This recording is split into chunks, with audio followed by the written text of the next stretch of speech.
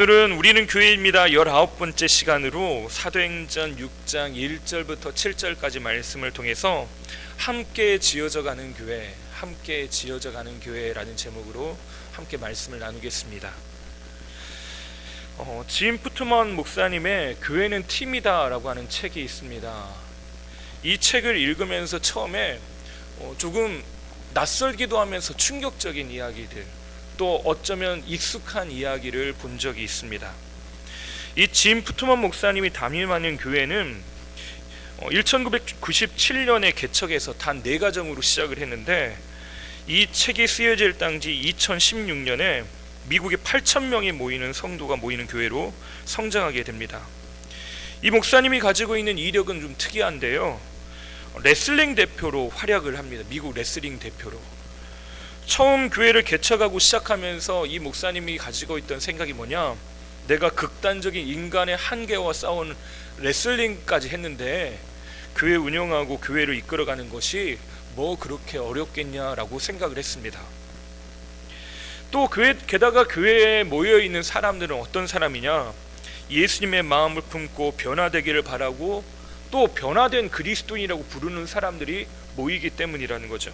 그래서 훨씬 쉬운 거 편안하게 무언가를 할 수 있겠다, 이렇게 생각을 했습니다.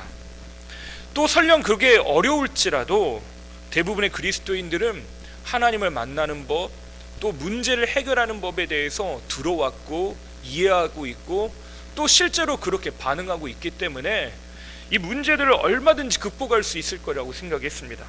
그러나 이런 생각들은, 이 꿈 같은 이야기들이 깨지는 건 얼마 지나지 않아서 금세 깨지고 말았답니다.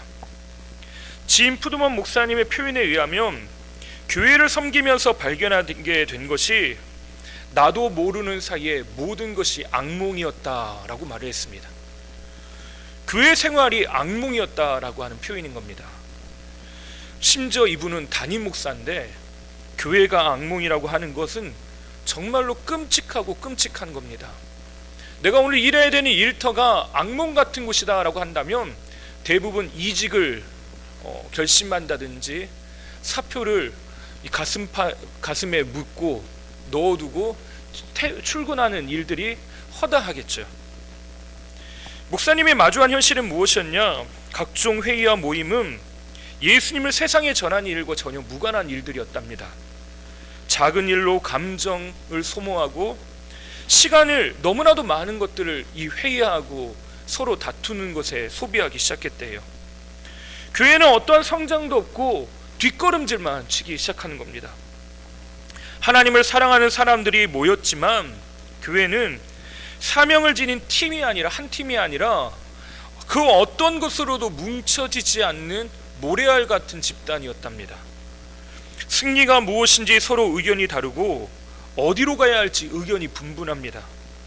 또 어떤 이들은 완벽하게 해내지 못할 바에는 우리 아무것도 하지 말자, 내가 완벽하게 뭔가 할 수 없으면 시도도 하지 말자라고 하는 핑계의 덫에 빠지고 맙니다. 또한 성도들이 같은 공간에서 예배드리고 봉사하고 일하지만 서로에 대해서 알고자 하는 마음도 없고 친밀감은커녕 서로 이해되지 않는 갈등만 쌓여가더라는 거죠. 그러니 각자 의견이 다르고 품은 마음과 또 나아가는 방향들이 다릅니다. 내가 바라보는 것이 맞다고 서로 주장은 하지만 서로 경청하여 들으려고 하는 마음들은 없고 같은 비전을 바라보려는 시도조차 하지 않았다는 것이에요. 또 교회 안에서 사람들이 교인 간의 분파가 조성되고 교회는 성장하지 않는 것을 두고 서로 비난하고 네 탓이다 내 탓이다 라고 하며 다투기까지 했다고 합니다. 이러니 교인들 대부분이 스스로가 교회를 다니면서 내가 새로워질 것이다, 영적으로 무언가 건강해지고 재무장될 것이라고 하는 기대감들이 완전히 사라져 버렸습니다. 교회로 나아가는 건 도살장에 끌려가는 소마냥 억지로 무거운 마음들을 다잡아 마지못해 끌려 나오길 일쑤고요, 원수 마귀 대적과 싸우는 것이 아니라 서로 사랑해야 될 대상인 형제 자매들과 늘 갈등하고 얼굴도 보기 싫고 말다툼하는 것이 일쑤였다고 합니다. 근데 그때 이 짐 푸트먼 목사님이 자신의 결함과 다른 이들의 결함을 여러 가지 난관을 통해서 겪고 나고 나서 내린 결론이 하나가 있는데, 그럼에도 불구하고 성도 모두는 하나님의 부르심을 받은 사역자이고 그 일을 승리로 만드는 한 팀이라고 하는 것입니다. 이것을 우리가 함께 고백하는 내용으로 바꾸자면 우리는 교회라고 하는 것입니다. 진 푸트먼 목사님이 그들 안에 있는 문제들을 이 책에서 솔직하게 다 이야기를 해요. 다른 사람, 다른 교회 눈치 보지 않고 하나님 앞에서 자신들의 문제에 직면하기로 결정한 겁니다. 그리고 성도들과 함께 다른 것이 아니라, 문제에 집중하는 것이 아니라 하나님만 한 분만 붙잡자라고 하는 본질에 집중하는 것이에요. 여러분, 이것이 가장 기본 베이직인데요, 이 기본이 안 되니까 어떤 일이 일어났다고 합니까? 갈등의 문제들이 이 교회 안에서 하나님의 일들을 바라보게 하거나 하나님의 일들을 생각하지 못하는 상태로 만들어버렸다는 것입니다. 그렇게 어렵더라도 이 목사님과 함께 성도들이 한 곳을 바라보고 다시 본질을 붙잡기 시작하자 교회는 놀랍도록 빠른 속도로 회복되기 시작했답니다. 지금까지 갈등의 골이 깊어지는 그 시간들보다 훨씬 빠른 속도로 교회가 회복되는 것들을 보게 됐대요. 실제적으로 하나님이 움직이시는 팀, 하나님이 함께 하시고 살아계시는 교회가 바로 이 교회가 되었다고 하는 겁니다. 우리가 지난주에 살펴봤던 말씀에 이런 말씀이 있습니다. 사도행전 5장 14절에 보면 믿고 주께로 나오는 자가 더 많으니 남녀의 큰 무리더라.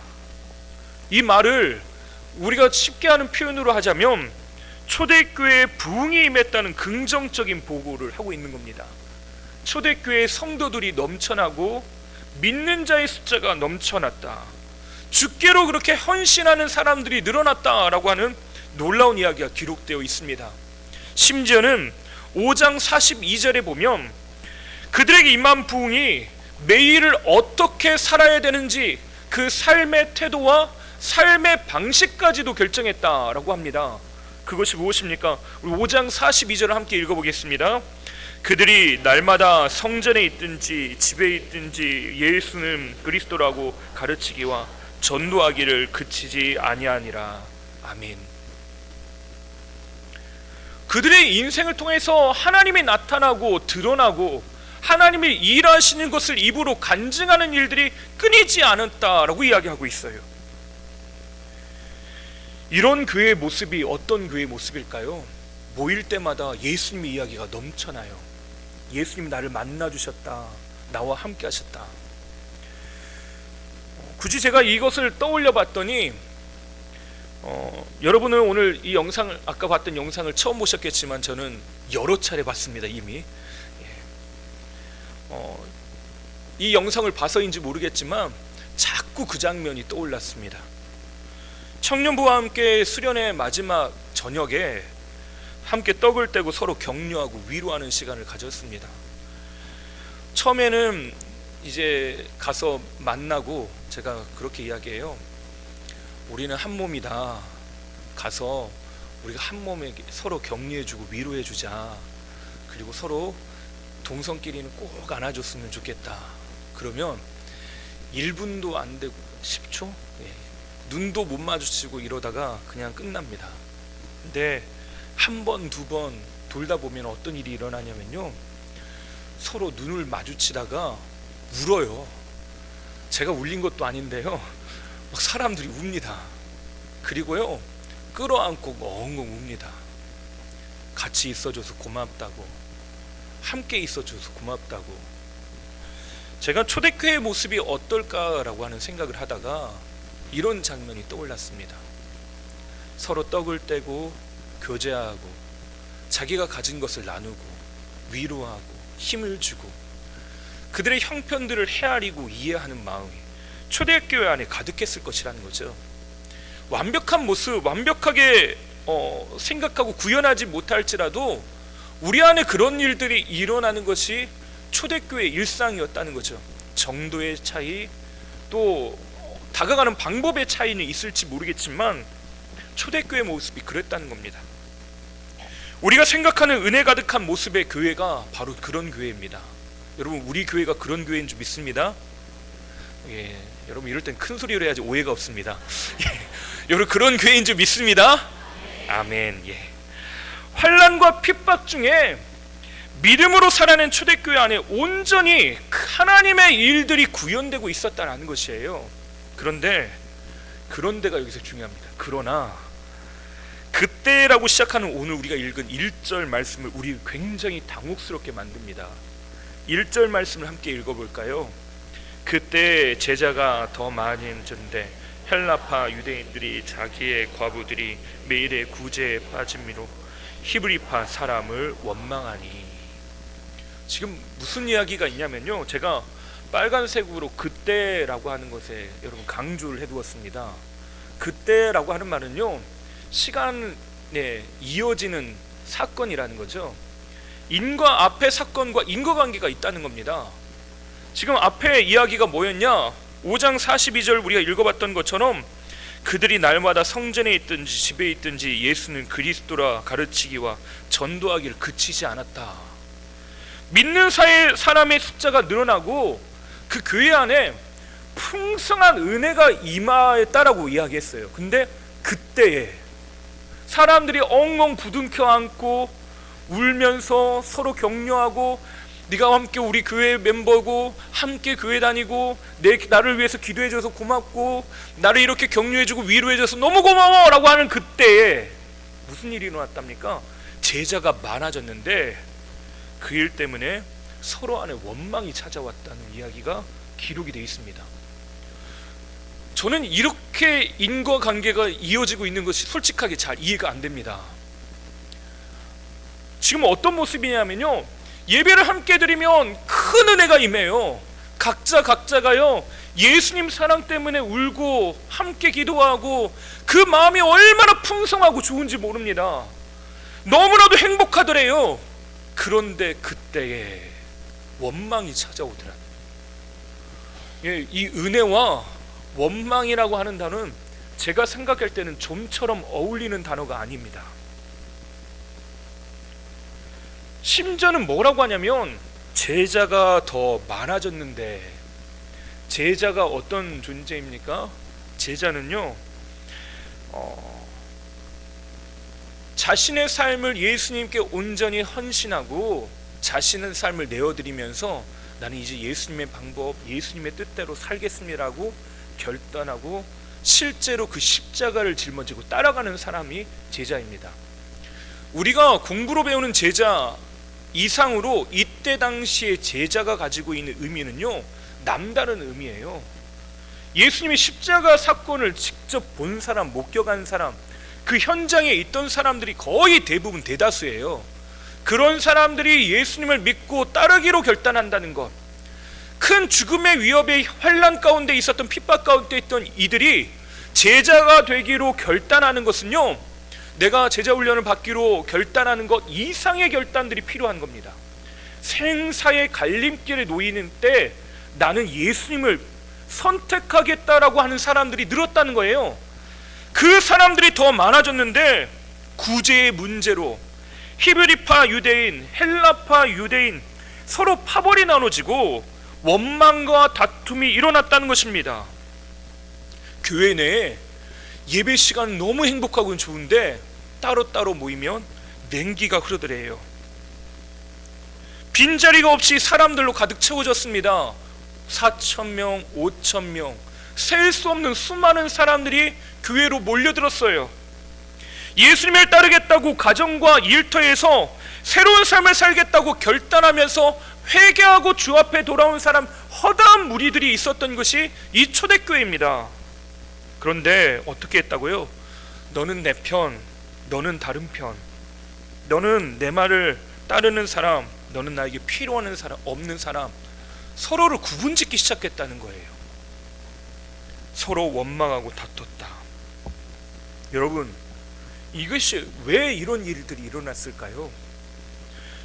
문제가 과연 무엇일까요? 물론 조직과 시스템의 문제일 수 있습니다. 구제하는 방식, 구제를 하는 어떤 시스템의 결함이 있을 수도 있습니다. 그런데 대부분의 학자들은요, 이 문제를 조직이 가지고 있는 시스템의 문제로 생각하지 않습니다. 효율성의 문제로, 시스템이 제대로 작동하지 않았다라고 하는 문제로 접근하지 않아요. 왜 그러냐? 1절에서 그들의 현재 상태를 가장 잘 보여주는 한 단어가 등장하는데 그게 뭐냐? 원망입니다. 원망. 원망은요, 출애굽하기 전 이스라엘 백성들이 살아가는 삶의 모습을 대변하는 단어예요. 그들이 40년 동안 훈련받았던 것이 무엇입니까? 원망을 버리고 하나님의 은혜에 감사하는 법을 배웠습니다. 40년 동안 훈련받은 게 뭐라고요? 원망을 버리는 법이에요. 자연 상태의 인간은 어떻습니까? 의와 진리, 하나님의 뜻을 쫓아 살면서 하나님의 말씀대로 사는 것이 아니라 자신이 왕이 되고 내 마음대로 살고자 하는 본능이 있습니다. 지금 초대교회 상태, 지금 상황이 어떠냐? 그 마음 속에서 이 본능이 갑작스럽게 작동하기 시작했다는 것이에요.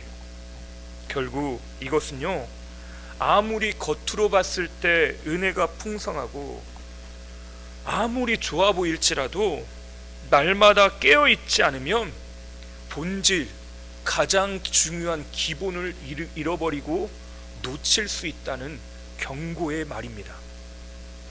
얼마 전 말씀을 나눴던 것처럼 초대교회에 놀라운 은혜가 임했습니다. 그것을 통해서 각자 자신의 재산을 팔아서 구제하고 섬기는 일을 아끼지 않았습니다. 자기가 가진 것들을요, 어려운 이웃들을 위해서 내어놓고 사용했습니다. 그걸 통해서 어려운 처지에 있는 이들을 도왔죠. 지금 그것이 계속 그 전통이 이어지면서 초대교회 안에 있던 어려운 처지에 있었던 사람들, 특히 과부들을 돕고 구제하는 일을 힘썼다라고 말합니다. 성령께서 임하신 증거가 무엇이었습니까? 각자 자신의 것을 서로의 필요에 따라서 나눴다라고 하는 거죠. 흘러가게 만들었다는 겁니다. 그러나 5장에서 문제가 갑자기 툭 튀어나왔죠. 바나바는 자신이 가지고 있는 것들을 팔아서 어려운 이웃들을 도왔는데, 그와 반면에 아나니와 삽비라는 그 중심에 하나님과 그 위에서 자기 자신이 가지고 있는 그 물질의 소유에 집중하다 보니까 마음의 중심은 사라져버리고 겉으로 번들어한 경건의 모양과 구제의 모양만 남아있더라. 하나님께서 그 문제를 경고하셨어요. 근데 6장에서 지금 1절에서 이야기하고 있는 건요, 5장에서 나온 아나니와 삽비라의 그 경고의 메시지와 또 다른 형태의 사건들이 등장하고 있는 것입니다. 남들에겐 뭐라고 보일지 그게 중요한 것이에요. 다른 사람이 나를 어떻게 생각하는지가 더 중요한 겁니다. 내 마음의 중심은 잃어버린 채 겉으로 보여지는 경건의 모양, 구제의 모양, 그것만 중요하게 여긴 것이에요. 그러다 보니까 어떻게 되는 겁니까? 모든 것이 와르르 무너집니다. 한순간에 그 탑은 힘을 잃고 쓰러져 버리는 것이에요. 디모데후서 3장 5절에 이렇게 바울은 디모데에게 이렇게 가르칩니다. 우리 함께 읽어볼까요? 경건의 모양은 있으나 경건의 능력은 부인하니 이 같은 자들에게서 내가 돌아서라. 이 말은요, 이 바울과 함께 선교 사역을 감당했던 이들이 바울로부터 돌아서는 일들이 있었어요. 근데 그들이 어떻게 했습니까? 하나님을 열심히 따르는 것 같았지만 그 마음의 중심엔 하나님이 없었다는 걸 이야기하면서 그것을 경건의 모양, 경건의 모양이라고 이야기하고 있습니다. 경건의 모양은 가지고 있지만 경건의 능력이 없는 상태. 이걸 쉬운 성경은 이렇게 번역을 했습니다. 겉으로는 하나님을 섬기는 채 하나 실제로는 하나님을 경외하지 않을 것입니다. 여러분은 이런 사람들을 멀리하기 바랍니다. 이런 사람을 멀리하라는 건요, 이런 위험성으로부터 벗어나라는 것이에요. 우리가 깨어서 경건의 모양만 있고 경건의 능력은 잃어버리는 그런 안타까운 삶을 살아가지 말라는 것입니다. 초대교회 상태가 지금 이렇다는 것이에요. 구제를 위한 완벽한 시스템을 가지고 있어도 그 마음 안의 원망, 이 본질의 문제가 해결되지 않으면 어떻다는 것입니까? 와르르 그 삶이 무너질 수밖에 없대요. 겉으로는 제자인 것 같은데 속으로는 다른 마음을 품고 있더라는 것이에요. 그래서 이 문제를 해결하기 위해 사도들이 내놓은 해결책이 무엇입니까? 우리 2절부터 4절까지 말씀을 함께 읽어보겠습니다. 12사도가 모든 제자를 불러 이르되 우리가 하나님의 말씀을 제쳐놓고 절대를 입삼는 것이 마땅하지 아니하니 형제들아 너희 가운데서 성령과 지혜가 충만하여 칭찬받는 사람 7을 택하라. 우리가 이 일을 그들에게 맡기고 우리는 오로지 기도하는 일과 말씀 사역에 힘쓰리라 하니, 첫 번째 해결책은요, 본질을 붙드는 교회로의 복귀입니다. 본질을 붙드는 교회로의 복귀. 교회를 교회되게 하는 것이 무엇입니까? 교회를 교회되게 하는 건요, 하나님이 그 중심의 주인으로, 왕으로 그 중심에 머무시는 것이 교회의 본질입니다. 우리가 오늘 다른 이름으로 여기 모일 수 있어요. 친목 도모를 위해서, 우리가 함께 좋은 강연을 듣기 위해서, 또 다른 사람들은 서로의 안부를 묻고 위로받기 위해서 모일 수 있습니다. 하지만 여기에서요, 하나님이라고 하는 이름이 걷어진 상태로, 하나님의 이름이 없어진 상태로도 얼마든지 방금과 같은 일들은 할 수 있습니다. 구제도 마찬가지죠. 구제는요, 복음을 받아들인 사람들이 하나님의 사랑을 받은 것으로부터 흘러보내고 나누는 것이 구제입니다. 제가 말하는 것이 사전의 정의, 성경이 말하고 있는 신학적 정의를 이야기하는 것처럼 들릴 수 있겠지만 성경이 말하는 원칙이 그렇습니다. 하나님께 받은 사랑을 나도 흘려보내는 게 구제입니다. 하나님 사랑, 이웃 사랑에 온 중요한 율법의 핵심이 있습니다. 근데 하나님의 사랑이라고 하는 이 중요한 핵심이 빠지고 이웃 사랑만 남으면 우리는 사회 봉사단체, 친목단체가 됩니다.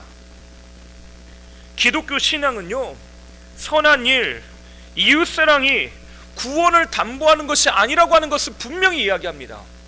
구원의 문제는 하나님 안에 있다. 우리가 교회가 교회되는 이유는요, 그리스도를 사랑하고 하나님으로부터 부름받고 하나님께서 함께 하시는 그 사람, 그 공동체가 되어야지만 교회인 것이에요. 예전에, 요즘 애들은 교회 학교에서 이런 찬양 안 부르겠지만 저희 때만 해도 불렀습니다. 돈으로도 못 가요 하나님 나라, 힘으로도 못 가요 하나님 나라. 기억나시죠? 거기 보면 가사가 이런 것이 있습니다. 어여뻐도 못 가요 하나님 나라, 마음 착해도 못 가요 하나님 나라. 그럼 어떻게 가는 게 하나님 나라랍니까? 거듭나면 가는 나라, 믿음으로 가는 나라가 하나님 나라랍니다. 제가 알고 봤더니 교회 학교 때부터 이 진리를 배웠더라고요. 가장 어렸을 때요, 이 기본에 대해서 이미 듣고 알고 있어요. 근데 우리의 현실은 어떻다는 겁니까? 이 기본을 알고 있음에도 이것이 무너지더라는 것이에요. 돈으로도 못 가는데 돈이면 다 된다 생각하기도 하고요. 힘으로도 못 간다고 하는데 힘과 권력이 있어야 된다. 이것이 우리가 가지고 있는 세상을 살아가는 방식의 기본 베이스에 깔려 있습니다. 아무것도 없어도 돈이면 다 된다. 실제로요, 청소년들을 대상으로 조사를 했는데 너에게 10억을 줄 테니 그러면 감옥을 갈 수 있겠냐라고 했더니, 놀라지 마십시오. 75%의 청년들이 나는 10억이 생긴다면 감옥에 갈 수 있습니다 라고 대답을 했답니다.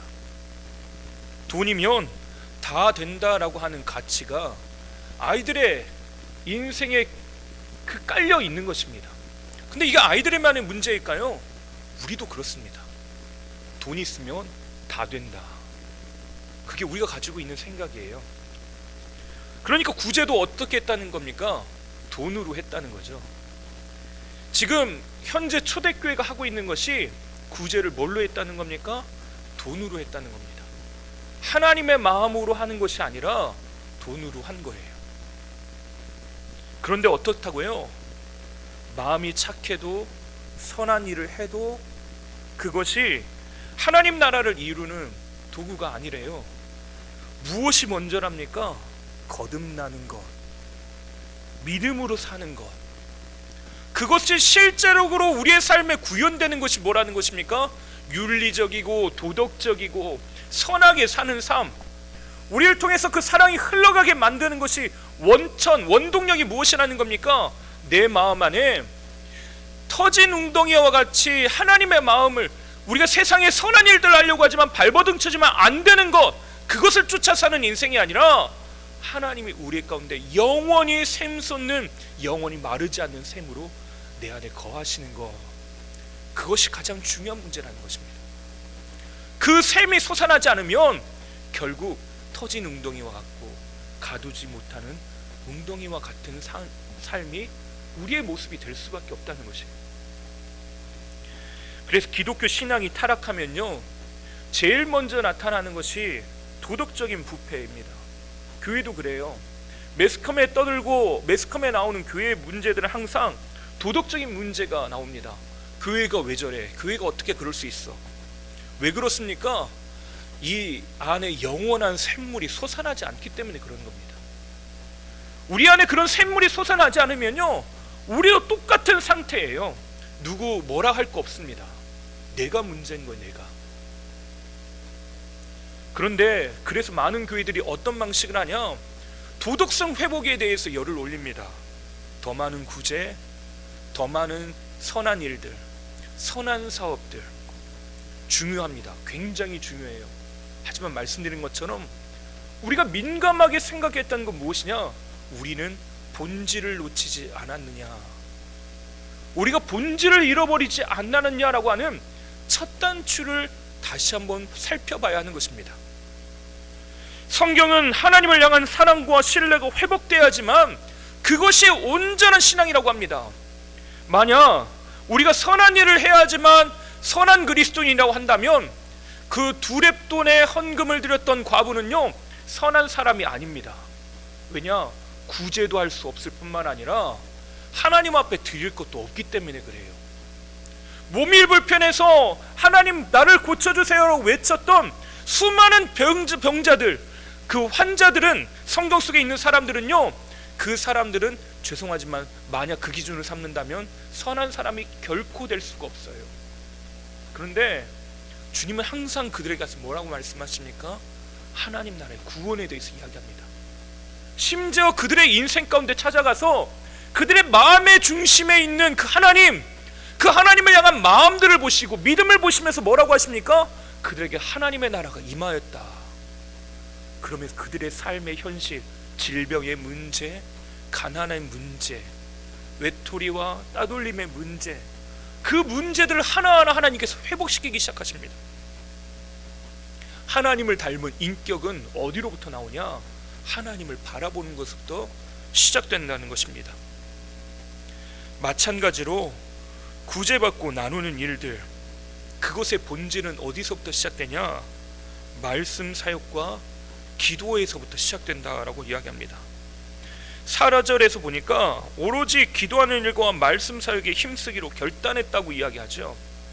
그러면 여러분, 우리가 여기서 또 오해하는 부분이 생깁니다.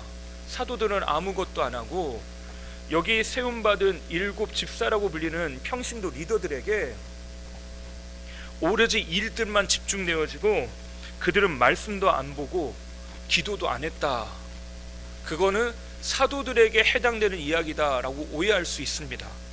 근데 여러분, 과연 그럴까요? 6장 마지막에 등장하는 이제 스데반이 이제 본격적으로 등장을 합니다. 이 7 집사 중에 한 명인 스데반.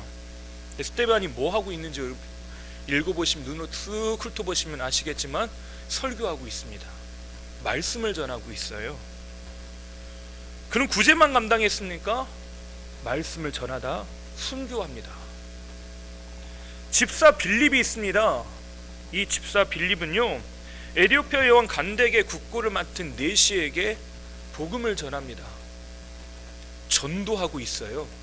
말씀을 가르치고 있습니다.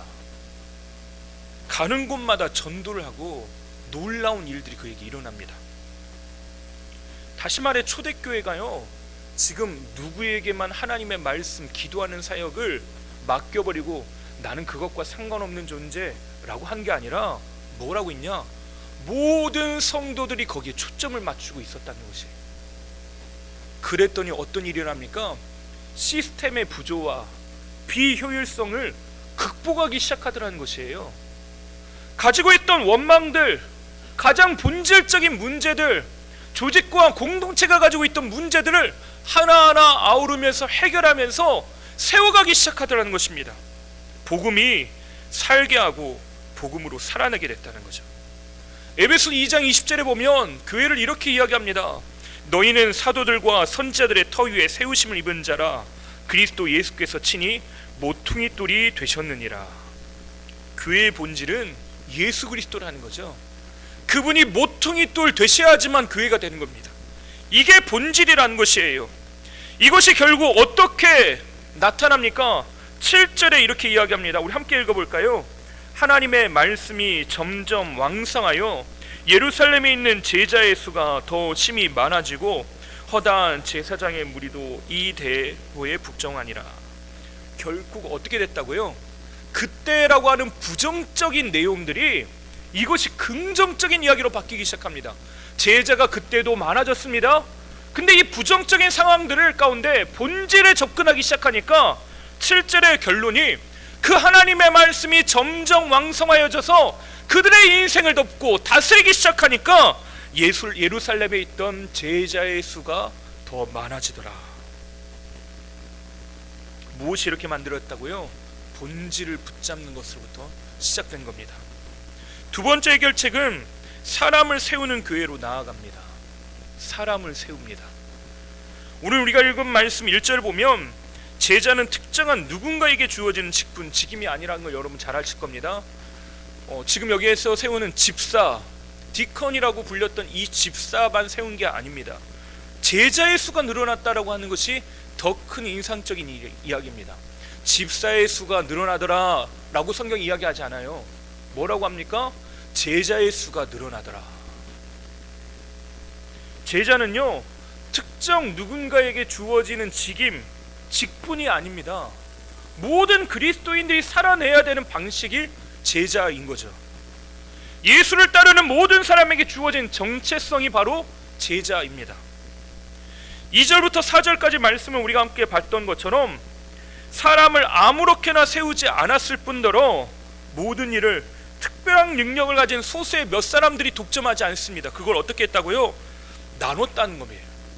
여러분, 근데 앞서 말씀드린 것처럼 헬라파 유대인, 히브리파 유대인 서로 가지고 있던 혈통으로 이미 나눠진 상태죠.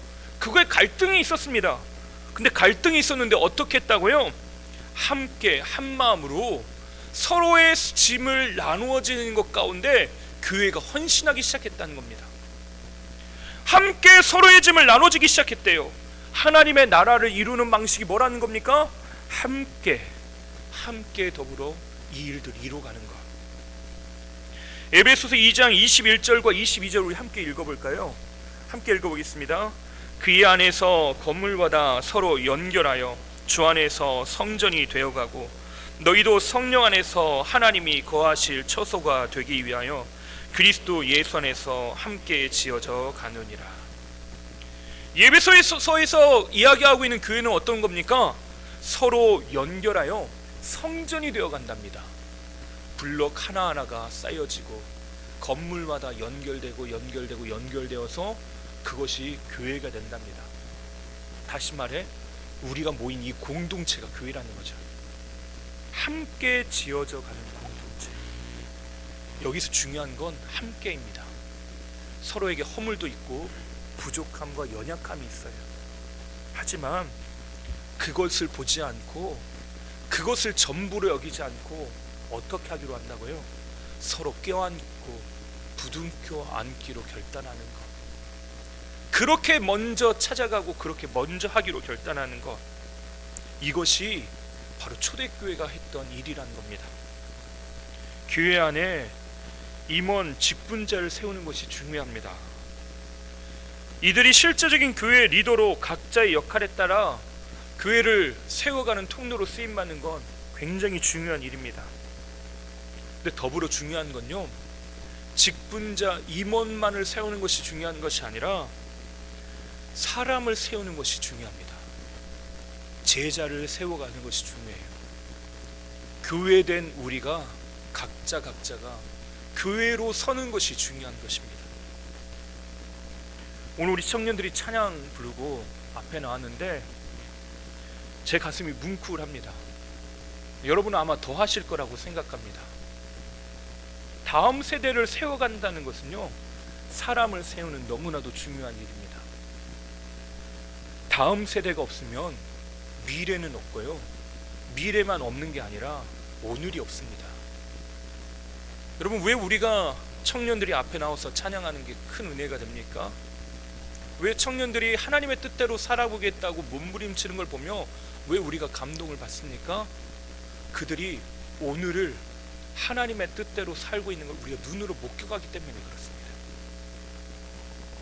청년들은 우리만 걱정이 있고 청년들은 걱정이 없다, 다 거짓말이죠. 청년들의 걱정이 얼마나 많은지 여러분 더 잘 아실 겁니다. 직장 문제, 학업 문제, 가정을 이루는 거, 가정을 이루는 것도 끝이 아니고 자녀의 문제, 삶의 수많은 문제들 앞에 놓여 있는데, 여러분처럼 경험이라도 많으면 어떻게든 해결해 볼 텐데, 이것이 전부가 아니라는 것을 알면서 그것을 조금이라도 더 좀 부드럽게 넘어가 볼 텐데, 그렇지 못한 것이 현실이에요.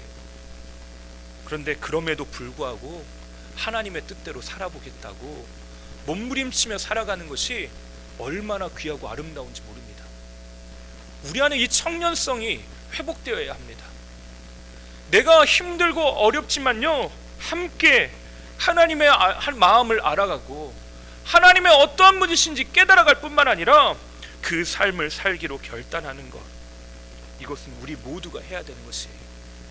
나 혼자가 아니라 특정한 누구, 특별한 누구, 어떤 사람만 하는 것이 아니라 우리 모두가 해야 하는 일입니다. 오늘 예배가 드려지는 데 있어서 우리 아까 권사님도 기도해 주셨지만, 보이는 것과 보이지 않는 곳에서 크고 작은 일로 섬기는 분들이 있습니다. 만약 그분이 없다면, 그분들이 그 일들을 감당하지 못한다면 어떻게 될까요? 저는 지금 굉장히 편하게 설교하고 있지만요, 방송실에서는 아까부터 수십 번 내려오면서 수차례 내려와서 음향도 체크하고, 제가 말할 때마다 목사님이 뭘 이야기하나 하고 PPT도 넘겨가면서 화면도 전환하면서 듣고 있는 사람들이 있었기 때문에 우리가 아무렇지도 않게 익숙하지만요, 예배를 아무렇게 드리고 있습니다. 피아노로 반주하시는 분, 현악부로 봉사해 주시는 분들, 또 꽃꽂이와 장식으로, 청소로 밤 늦은 시간에, 새벽 이른 시간에 교회 나와가지고 교회를 청소하시는 분들, 돌보시는 분들, 그런 분들이 없으면요, 교회는 아무것도 아니에요. 움직일 수가 없는 겁니다. 함께 모두 이 일을 이뤄가는 겁니다. 그러기 위해서 우리가 필요한 것이 뭐다고요? 나보다 남을 낮게 여기는 것, 서로 헤아리고 섬기는 것. 나눠진 마음과 공동체로 하나를 묶는 마음은요, 무엇으로부터 시작되나?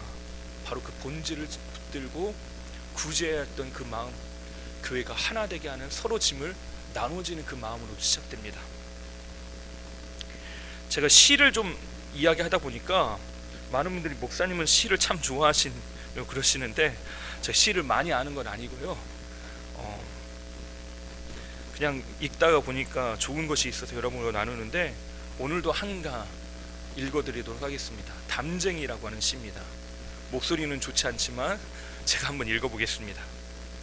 저것은 벽, 어쩔 수 없는 벽이라고 우리가 느낄 때, 그때 담쟁이는 말없이 그 벽을 오른다. 물 한 방울 없고 씨앗 한 톨 살아남을 수 없는 저것은 절망의 벽이라고 말할 때, 담쟁이는 서두르지 않고 앞으로 나아간다. 한 뼘이라도 꼭 여럿이 함께 손을 잡고 올라간다. 푸르게의 절망을 다 덮을 때까지 바로 그 절망을 잡고 놓지 않는다. 저것은 넘을 수 없는 벽이라고 고개를 떨구고 있을 때 담쟁이 잎 하나는 담쟁이 잎 수천 개를 이끌고 결국 그 벽을 넘는다. 우리 교회는 어떻습니까? 주님의 제자들이 교회 안에서 서로 사랑함으로 덕을 세우는 교회가 되는 줄 믿습니다. 우리가 그리스도 안에 있으면 문제로부터 모두 해탈해서 이제 더 이상 우리에게 문제 없는 공동체가 되는 건 아니에요. 그리스도 안에 있을수록 우리 안에 있는 문제들은 더 명확하게 잘 보입니다. 더 명확하게 잘 보이는 이유는 우리는 진짜 빛, 진리를 봤기 때문이에요. 근데 그걸 보여주시는 이유가 있습니다. 율법은 죄를 깨닫게 하시지만 그것은 무엇입니까? 하나님께로 인도하는 통로예요. 우리 안에 있는 문제가 보여진다면 우리는 어떻게 하는 겁니까? 본질로 돌아가는 겁니다. 내가 본질을 향하고 있는가, 빛으로 향하고 있는가를 점검해야 하는 것이에요. 나 혼자만 아니라 어떻게 해요? 함께. 잎 하나가 수천 개를 이끌고 그 줄기를 타고 벽을 오르는 것처럼, 그 절망의 벽을 오르는 것처럼 우리 안에 있는 문제의 벽을 하나하나 올라가는 겁니다. 이것이 교회입니다. 함께 지어져 가는 교회. 혼자 지어져 가는 교회, 혼자 만들어 가는 교회가 아니라 우리 모두가 만들어 가는 교회, 함께 지어져 가는 교회로 날마다 성장하게 되기를 주님의 이름으로 축원합니다. 기도하겠습니다. 선하신 하나님, 우리 진남제일교회가 하나님 안에서 함께 지어져 가는 교회 되게 하시옵소서. 온전히 세워지는 교회 되게 하여 주시옵소서. 허물과 연약함이 보일 때마다 그것으로 인하여 아파하고 원망하기보다 품어주고 위로하고 나아갈 길들을 찾고 하나님 빚지신 하나님을 향해 나아가는 하나님 거룩한 공동체 되게 하여 주시옵소서. 무엇보다도 우리를 하나님께서 세우신 제자로 세워주시니 감사합니다. 그리스도의 말씀을 따라 살겠다라고 결단하는 제자의 삶을 살아가게 하셨사오니 우리 안에 이제는 말씀이 흥왕케 되어지고 말씀이 왕성하게 우리의 삶에 자리 잡아서 그 말씀의 본질을 잃어버리지 않고 하나님의 나라를 이루는 거룩한 교회, 거룩한 공동체로 쓰임받고 세움받게 하여 주시옵소서. 하나님께서 날마다 우리를 그렇게 세우시고 이끄시고 인도하여 주실 줄 믿사오며 우리의 모든 것 되시는 예수님의 이름으로 기도하옵나이다. 아멘.